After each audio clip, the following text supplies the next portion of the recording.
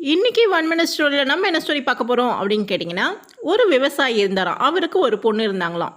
அந்த பொண்ணை வந்து ஒரு இளைஞன் வந்து பொண்ணு வேணும், கல்யாணம் பண்ணி கொடுங்க அப்படின்னு சொல்லிட்டு அந்த விவசாயிக்கிட்ட கேட்குறாரு அந்த இளைஞன். அதுக்கு அந்த விவசாயி சரி ஓகே, என்னுடைய மாடு வந்து காளை மாடு நான் 3 அவுத்து விடுறேன். அந்த 3 மாட்டில் ஏதாவது ஒரு மாட்டோடைய வாழை நீ தொட்டினா போதும், நான் என்னோட பொண்ணை கல்யாணம் பண்ணி கொடுத்துட்றேன் அப்படின்னு சொல்லிட்டு சொல்லலாம். இவ்வளோ தானே, ஓகே நான் பண்ணிடுறேன் அப்படின்னு சொல்லிட்டு போனோன்னா ஃபஸ்ட்டு ஒரு மாடு திறந்து விட்டாங்களாம், காளை மாடு. அது பயங்கர ஃபோர்ஸாக ஓடி வந்துதான். ஐயோப்பா இவ்வளோ பயங்கர ஃபோர்ஸாக இருக்குன்னு சொல்லிட்டு நம்ம 2வது மாடு பாட்டிக்கலாம்னு சொல்லிட்டு வெயிட் பண்ணலாம். 2வது மாடு திறந்து விட்டாங்களா, அது திறந்த செகண்ட் தான் தெரியுமா, அது அப்படியே வேலி தாண்டி எங்கேயோ ஓடி போச்சான்.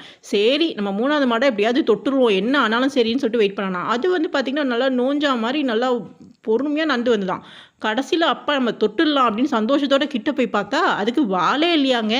இப்படி தாங்க நம்ம வாய்ப்பு வரதெல்லாம் நம்ம கை நழுவ விட்டுடுறோம். அதுக்கப்புறம் நம்ம வருத்தப்படுறோம். ஸோ